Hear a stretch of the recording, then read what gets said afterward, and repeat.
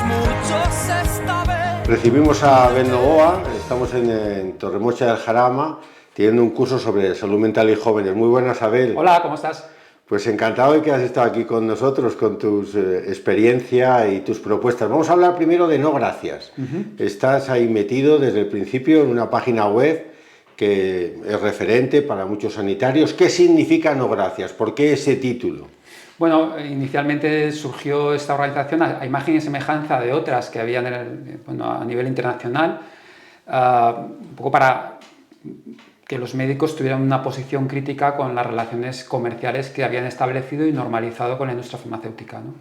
Esto hace unas décadas, cuando yo era residente, en los años 90, pues era yo creo que muy escandaloso como los representantes médicos pues ofrecían todo tipo de prebendas a los médicos, que desde ayudarte a pagar las letras de una lavadora o, por supuesto, invitarte Luego llegaron los ordenadores, los cruceros, los hoteles. Y esto estaba normalizado, los médicos no veían un problema porque pensaban que ellos eran independientes y que al final iban a tomar una decisión que tuviera que ver con lo mejor para el enfermo, pero ya empezaron a aparecer investigaciones que decían que efectivamente había un sesgo y que finalmente las decisiones eran de peor calidad cuando tenían relaciones con la industria, ¿no? A nosotros nos pareció, bueno, a los que fundaron la organización en el 2008, nos parecía especialmente grave y empezamos pues con ese nombre, no gracias. No gracias, no gracias. Sí. Mira, y es tan importante cuánto se gasta la industria farmacéutica en todo esto. ¿Es una inversión importante? Sí, muy importante. Cada año, me voy a equivocar, esto será, yo creo que son unos 250 millones de euros, pero tendré que contrastar el dato, pero tengo muy mala memoria, que se gastan al año en publicidad con los médicos españoles. La publicidad, ten en cuenta que es una publicidad compleja, eso incluye las relaciones públicas, incluye por supuesto el pago de congresos, cursos, las relaciones con las sociedades científicas, el pago de estudios que piden a los expertos que sean asesores. O sea, hay una serie de servicios que prestan los profesionales que son recompensados con dinero, claro. Y que todos ellos ha demostrado que sesgan finalmente la decisión de los médicos con los pacientes, ¿no? ¿Esto ha pasado algo ahora en este asunto más reciente de las vacunas? ¿Con las vacunas COVID? Sí. Bueno, con las vacunas COVID ha sido, digamos que ha venido a empeorar una situación que ya era muy mala, la que tiene que ver con la ciencia que respalda los experimentos médicos y por tanto los tratamientos, ¿no? Era una ciencia ya muy contestada, con una gran discusión en las revistas científicas sobre cómo podíamos mejorar la calidad de los experimentos, porque van mayoritariamente siempre a favor de los intereses comerciales, o sea que estaban sesgados, y pues la urgencia y la necesidad que había de una respuesta ante una catástrofe como fue la pandemia, pues hizo que esas críticas pues pasaran a un segundo plano y lo que se buscara fue una solución tecnológica cuanto antes, ¿no?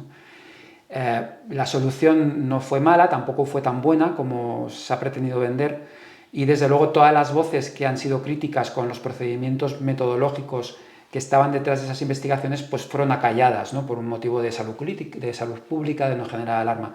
Esto ha sido un grave problema científico.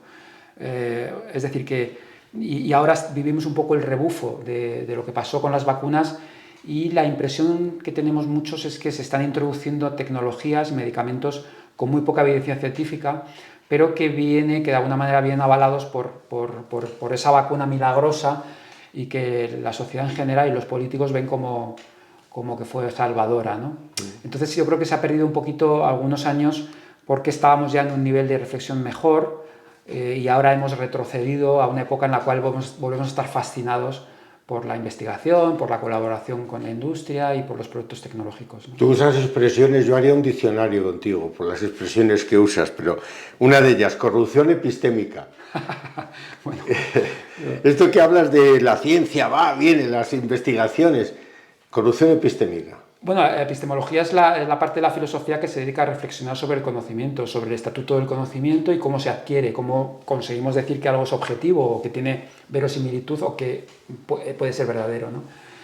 La corrupción epistémica, desde mi punto de vista, es cuando asumimos que solamente hay una manera de adquirir conocimiento, que solamente hay una metodología que es adecuada o que valida el conocimiento, y rechazamos otras metodologías que son más críticas, que son racionales y científicas también, y que aportan otras visiones que yo creo que son necesarias y complementarias, ¿no? Eso, desde mi punto de vista, es una corrupción de la filosofía del conocimiento, porque no está siendo todo lo heterogéneo y plural que debe ser, ¿no? Ahora mismo tenemos una especie de monismo, de imposición sobre lo que es verdad, lo que es científico, que viene de la investigación biomédica, de un enfoque muy reduccionista, muy cuantitativo, muy frecuentista, utilizando herramientas estadísticas.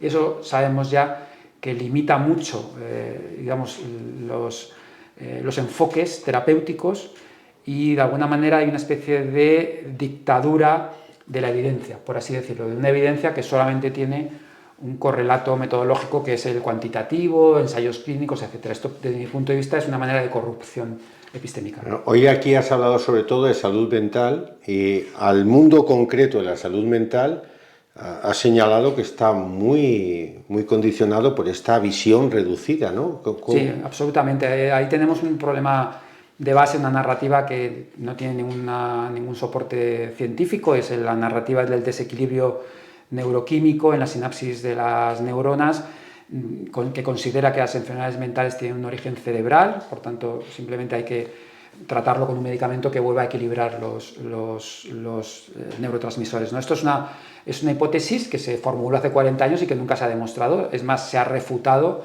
no existe tal correlación, pero es el fundamento ahora mismo de las intervenciones que se hacen en salud mental, ¿no? Y desde el punto de vista de muchos críticos es una de las causas de que estemos ante una epidemia de cronificación, cada vez más diagnósticos, cada vez más tratamientos, pero cada vez peores resultados, ¿no? Por tanto, eso eso es la palabra epidemia, cronificación. O sea, ¿tan mal lo estamos haciendo? Si tenemos un 20% de mujeres que tienen diagnóstico de alguna enfermedad mental, un 12% de hombres, estamos hablando digamos, de un impacto poblacional que podemos llamar epidemia. Y además esto no parece que esté remitiendo con esta medicalización, sino todo lo contrario, está empeorando. Por tanto, yo creo que es urgente, bueno, que trabajemos los trastornos emocionales y los malestares con otro enfoque, porque desde luego, nos está llevando a un callejón sin salida. Has hablado de prácticas clínicas que son mejores, más eficaces, hasta con la esquizofrenia y enfermedades importantes.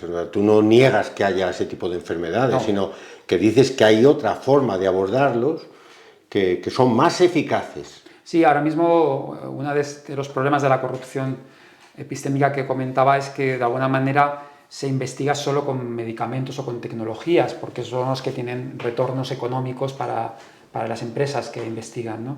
Y de alguna manera la investigación con otro tipo de intervenciones que no tienen esos retornos son más difíciles de hacer, son más caras y no hay fondos para esa investigación y no se fomenta.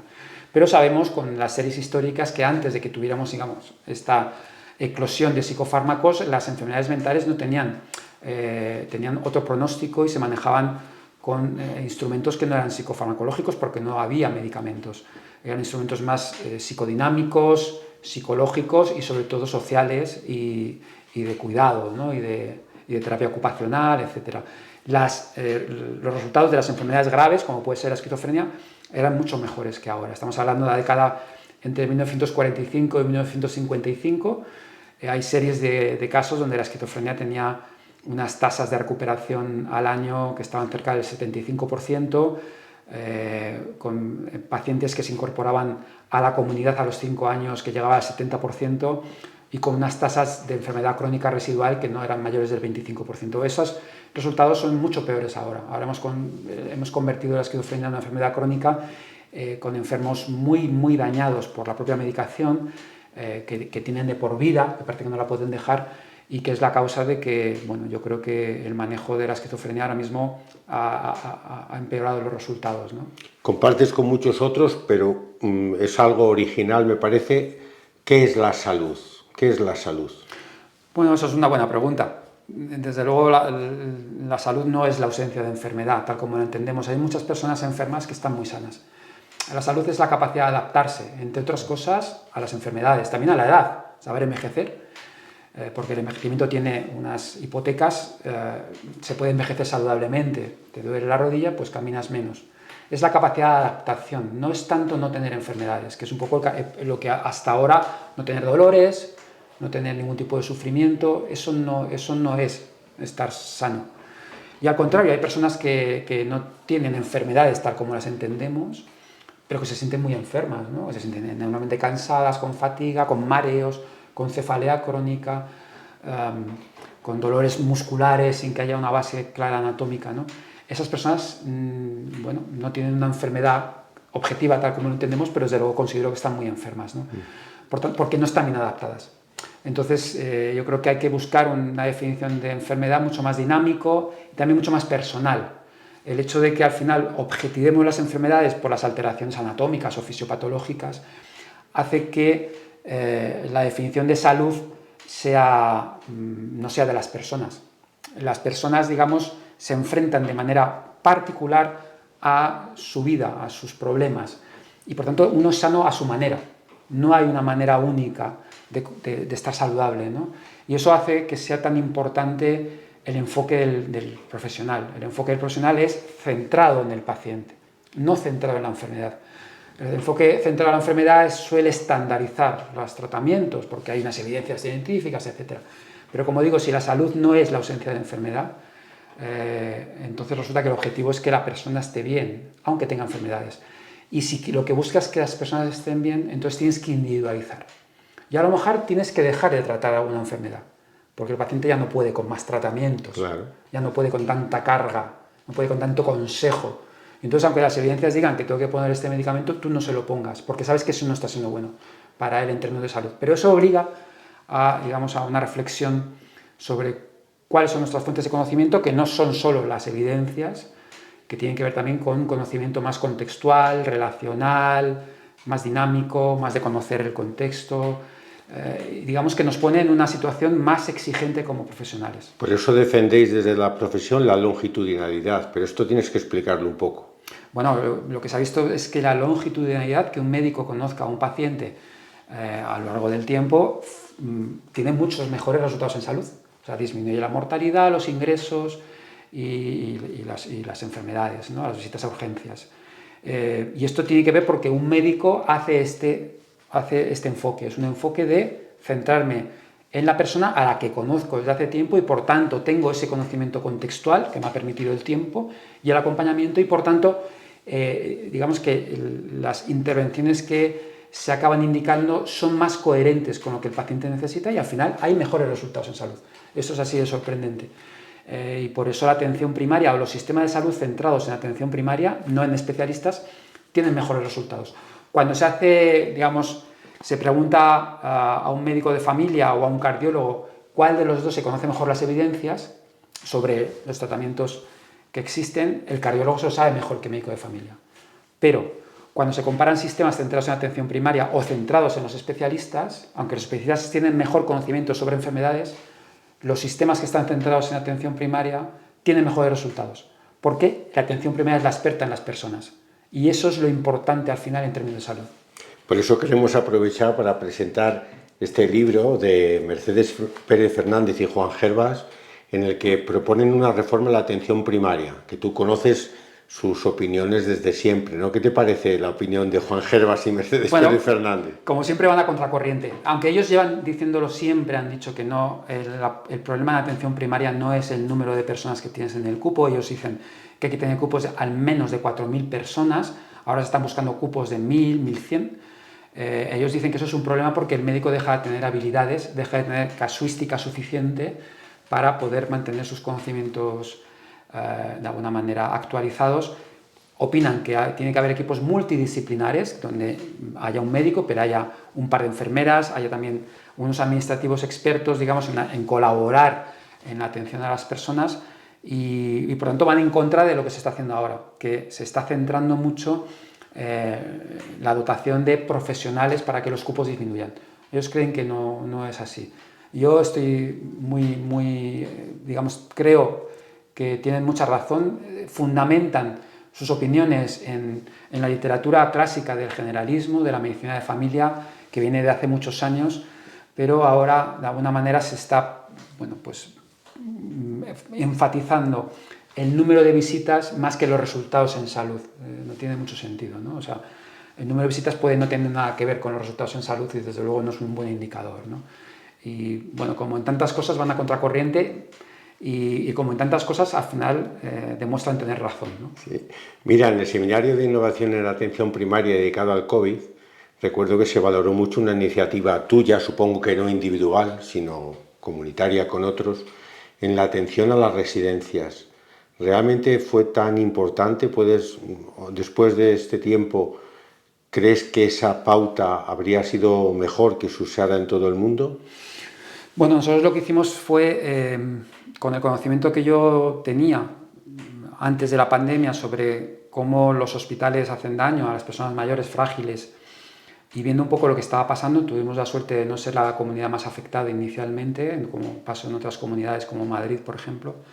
Bueno, con ese tiempo que tuvimos pudimos pensar cuál era la mejor manera de manejar a pacientes que tenían una enfermedad grave, que podía ser mortal, pero que no era compleja de manejar en un domicilio, como es la residencia, ¿no? Y entonces lo que decidimos, en vez de llevar a las personas, a las personas mayores de las residencias infectados a los hospitales, era llevar el hospital a la residencia para tratarlos allí. Eso nos permitió evitar el daño que produce una persona mayor en un servicio de urgencia saturado. Los tratábamos en su habitación, con oxígeno, con todos los elementos exactamente igual que en los hospitales. Si necesitaban UCI, dependiendo del tipo de enfermo, pues se remitía o no. Había unos criterios para ingreso en UCI que eran los mismos que utilizamos nosotros, ¿no? Y eso yo creo que tuvo muy buenos resultados. De hecho, la región de Murcia es la región de España que tiene menos mortalidad en las residencias, excepto Canarias, que tuvo menos incidencia de la enfermedad. Y creo que fue una buena iniciativa, ¿no? En todo caso, insisto, nosotros tuvimos suerte, pudimos pensarlo, porque si no hubiéramos tenido tiempo, pues hubiéramos hecho las cosas igual de mal. Pero habría sido posible si tú no tuvieras una ideología previa, por así decirlo, por ejemplo, de estar contra el hospitalcentrismo, por ejemplo. Pregunto. Hubo suerte, ahí se aunaron varias cosas. Primero, que yo ya estaba en un proyecto que de alguna manera estaba intentando evitar el ingreso de las personas mayores frágiles porque sabíamos que los resultados eran peores. Y yo con ese conocimiento y esa experiencia, y que existía en ese momento un gerente del Servicio Nacional de Salud que confiaba en mi criterio, pues yo le hice una propuesta. Dije, mira, tenemos que hacer esto porque creo que de la otra manera nos vamos a colapsar y además no vamos a conseguir ningún resultado bueno. Se conjugaron esas dos cosas, hubo una apuesta institucional del Servicio Nacional de Salud y yo hice una propuesta basada en mi experiencia previa. Pero fue esa casualidad. Insisto, y además tuvimos un tiempo para prepararnos, ¿no? Así que, bueno, pues fue una mezcla de suerte, también de experiencia y de oportunidad de tener en ese momento un decisor que confió en que ese proyecto, tal como lo diseñamos, pues podía ser bueno. Hoy ha salido en el diálogo otra palabra que es muy interesante para la gente que nos pueda oír, porque la mayor parte de las personas tenemos una confianza muy alta en la medicación, en el médico, en el hospital, todo eso, y han hablado una vez más de iatrogenia, pero esto no lo sabe el público en general. ¿Qué es eso? La atención sanitaria es una de las causas de muerte más importantes en todo el mundo. Es difícil saber en qué número está, pero está entre las 5 primeras, seguro. Eso significa que hacemos muchas cosas que acaban haciendo daño a los enfermos, ¿no? Contra el primum non nocere, ¿no? Claro. Primero no hacer daño, pero en realidad se hace daño. Bueno, en este sentido los profesionales estamos fascinados también por la tecnología, como están los pacientes, que también reclaman intervenciones, quieren tratamientos y quieren pruebas diagnósticas para todo, ¿no? O sea, que también es una demanda de la sociedad, porque sobrevaloramos las ventajas de las intervenciones. Y esta sobrevaloración, que en parte es construida, pero en parte tiene que ver también con que queremos ayudar, está haciendo que no calibremos bien las decisiones y que estemos haciendo muchas cosas que no sirven para mejorar la salud. De hecho, el sistema sanitario es un sistema muy ineficiente. Se calcula que hay un 25% de todo el presupuesto sanitario que en las comunidades autónomas se lleva la parte del león. En mi comunidad, por ejemplo, es la mitad del presupuesto de la región se va a sanidad. Sí. Pues de ahí el 25%, que es muchísimo dinero, se considera que se está desperdiciando en intervenciones que no sirven para mejorar la salud, pero que pueden hacer daño, ¿no? Y por tanto tenemos un enorme costo de oportunidad, porque si ese presupuesto, esa ineficiencia, lo pudiéramos dedicar a otras intervenciones no exactamente sanitarias, que tienen más que ver con determinantes sociales, con otras políticas, que hay evidencias de que producen salud, si pudiéramos hacer esa traslación de los presupuestos conseguiríamos mucho mejores resultados y con menos iatrogenia, ¿no?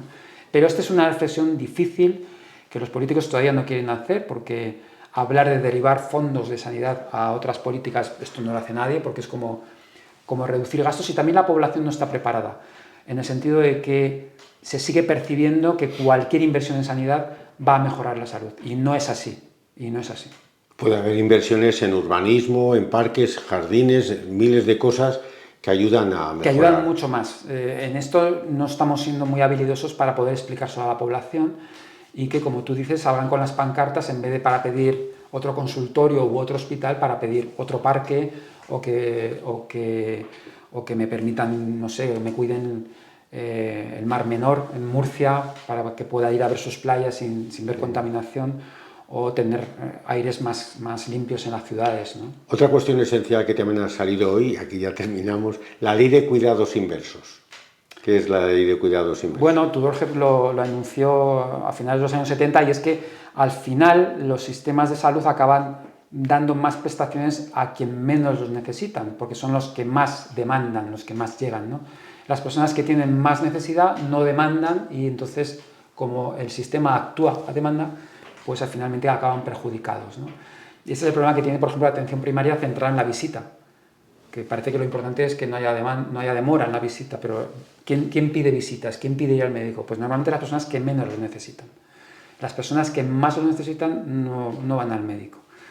Por tanto, tenemos que desarrollar estrategias que hagan que el sistema sanitario sea más equitativo. Ahora mismo no lo es. Ahora mismo estamos dándole más a quien menos lo necesita, ¿no? Y esto es una paradoja que no tiene fácil solución, pero que tiene que ver, entre otras cosas, con reformar la atención primaria para que sea capaz de detectar estas necesidades en salud no demandadas y abordarlo, ¿no? Sí, hoy decía un médico de primaria en la reunión, dice, yo soy médico de primaria y a veces nos hemos encontrado con esa situación de usted no tiene nada, es que le hemos estudiado poco, ¿no? Sí. Un paciente sano una persona sana es un paciente mal estudiado. Es algo de esto, sí. Bueno, Abel Novoa, muchas gracias. Gracias, Eugenia. frente a tu velocidad. Únete. Somos muchos